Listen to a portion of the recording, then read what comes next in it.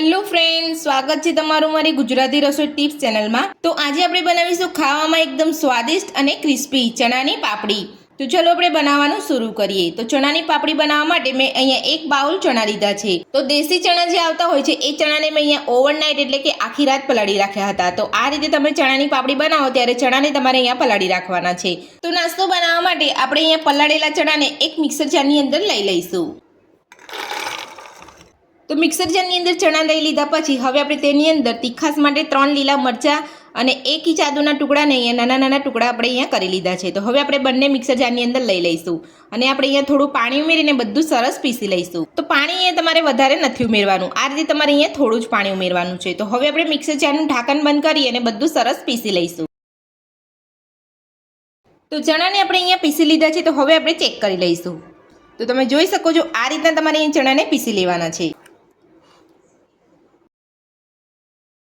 તો હવે આપણે બધું જ પીસેલું એક વાસણની અંદર કાઢી લઈશું।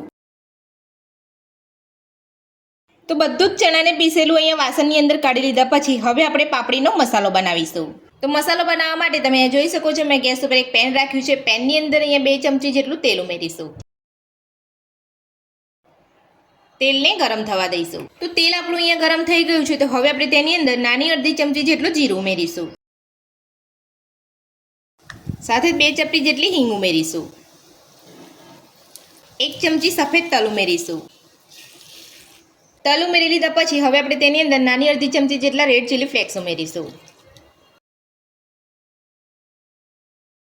તો બધો જ મસાલો અહીંયા સરસ રીતે સતળાઈ ગયો છે। તો હવે આપણે તેની અંદર 1 વાટકી બેસન ઉમેરીને શેકી લઈશું। તો બેસનનો કલર બદલાય અને તેની અંદરથી સુગંધ આવે ત્યાં સુધી આપણે બેસનને શેકીશું।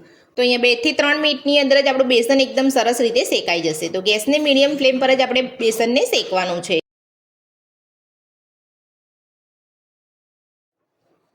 તો 2 થી 3 મિનિટ જેટલો સમય થઈ ગયો છે અને બેસન આપણું એકદમ સરસ રીતે શેકાઈ ગયું છે। તમે જોઈ શકો છો કલર પણ અહીંયા બદલાઈ ગયો છે અને મને અહીંયા સુગંધ પણ એકદમ સરસ આવવા લાગી છે। તો શેકેલા બેસનને આપણે પીસેલા ચણાની સાથે મિક્સ કરી લઈશું। તો શેકેલું બેસન ઉમેર્યા પછી હવે આપણે તેની અંદર બાકી રહેલા મસાલા ઉમેરીશું। તો સૌથી પહેલાં આપણે 1 નાની ચમચી જેટલો ચાટ મસાલો ઉમેરીશું। સાથે જ નાની અડધી ચમચી જેટલો હળદર પાવડર ઉમેરીશું। નાની અડધી ચમચી જેટલો ગરમ મસાલો ઉમેરીશું। નાની અડધી ચમચી આપણે કસૂરી મેથી ઉમેરીશું। તો કસૂરી મેથીને મેં અહીંયા પહેલેથી જ અહીંયા હાથમાં ક્રશ કરીને રાખી હતી। સાથે જ સ્વાદ પ્રમાણે મીઠું ઉમેરીશું। તો બધા જ મસાલા આપણે અહીંયા ઉમેરી લીધા છે। તો હવે આપણે હાથની મદદથી બધું સરસ મિક્સ કરી લઈશું અને આપણે એક લોટ બાંધી લઈશું।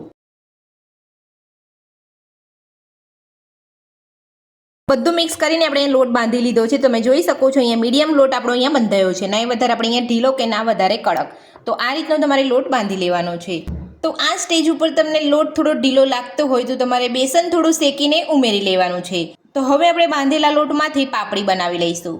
તો ચણાની પાપડી બનાવવા માટે મેં અહીંયા ચોપિંગ બોર્ડ ઉપર એક પ્લાસ્ટિક લીધું છે। તો હવે આપણે પ્લાસ્ટિક ઉપર તેલ લગાવી લઈશું। અને જો તમારી પાસે આ રીતનો ચોપિંગ બોર્ડ ના હોય તો તમારી પાસે પાટલો હોય તો તમે પાટલા ઉપર પણ આ રીતે પ્લાસ્ટિક રાખી અને પાપડી બનાવી શકો છો। તો આ જ રીતે આપણે બીજા પ્લાસ્ટિક પર પણ તેલ લગાવી લઈશું। તો હવે આપણે જે અહીંયા પાપડીનો લોટ બાંધીને રાખ્યો હતો તેને આપણે અહીંયા નાના નાના લુવા લઈને આપણે પાપડી બનાવી લઈશું। તો સૌથી પહેલાં આપણે અહીંયા લોટને લેતા પહેલાં આંગળીઓને આપણે અહીંયા થોડી તેલવાળી કરી લેવાની છે, એટલે આપણો લોટ અહીંયા આંગળીઓ ઉપર ચોટે નહીં।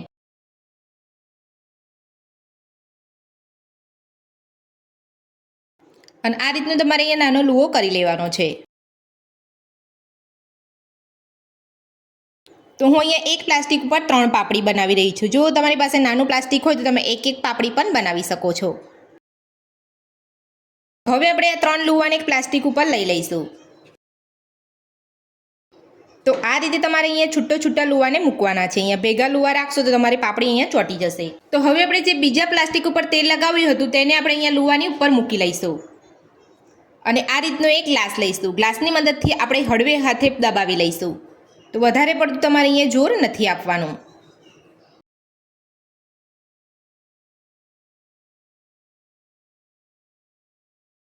તમે જોઈ શકો છો એકદમ આસાનીથી આપણી પાપડી અહીંયા બની ગઈ છે।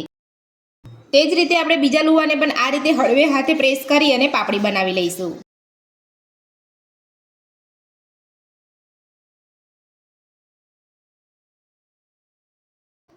તો તમે જોઈ શકો છો એકદમ સરસ રીતે આપણી પાપડી અહીંયા બની ગઈ છે અને શેપ પણ એકદમ સરસ રાઉન્ડ આવ્યો છે. તો આ જ રીતે આપણે બધી પાપડી બનાવી લઈશું. તો આપણે અહીંયા થોડી પાપડી બનાવી લીધી છે. તો હવે આપણે પાપડીને તળી લઈશું. પાપડી તળવા માટે મેં અહીંયા તેલ પણ ગરમ કરવા મૂકી દીધું છે. તો તેલ આપણું અહીંયા ગરમ થઈ ગયું છે. તો હવે આપણે પાપડીને તળી લઈશું. તો પાપડી તળતી વખતે તમારે અહીંયા પહેલાં તેલને સરસ રીતે ગરમ કરી લેવાનું છે. ત્યારબાદ આપણે પાપડી તેલની અંદર તળવા મૂકીશું. એટલે તમારે ગેસની ફ્લેમ મીડિયમ કરી લેવાની છે.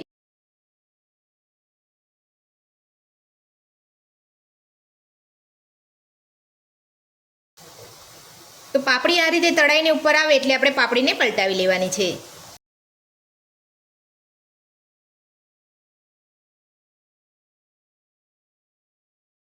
તો પાપડીને પલટાવ્યા પછી આપણે ગેસની મીડિયમ ફ્લેમ ઉપર પાપડીને તળાવવા દઈશું. તો તમે જોઈ શકો છો પાપડી એકદમ સરસ રીતે આપણી તળાઈ ગઈ છે અને કલર પણ એકદમ સરસ બદલાઈ ગયો છે. તો હવે આપણે પાપડીને કાઢી લઈશું અને આ જ રીતે બધી જ પાપડી આપણે તળી લઈશું. તો ચણાની બધી જ પાપડી બનીને તૈયાર છે ને આપણે પ્લેટની અંદર સર્વ પણ કરી લીધી છે. તો તમે જોઈ શકો છો આપણી પાપડી એકદમ સોફ્ટ બની છે. તો મારી આ રીતે ચણાની પાપડી બનાવવાનું ઘરે એકવાર જરૂરથી ટ્રાય કરજો. તો ચણાની પાપડી બનાવવાની રીત તમને મારી કેવી લાગી મને કોમેન્ટ બોક્સમાં કોમેન્ટ કરીને જરૂરથી જણાવજો. આજની રેસીપી પસંદ આવી હોય તો વિડીયોને લાઇક કરજો, ચેનલને સબસ્ક્રાઇબ કરજો, તમારા મિત્રોને જરૂરથી શેર કરજો. Thank you.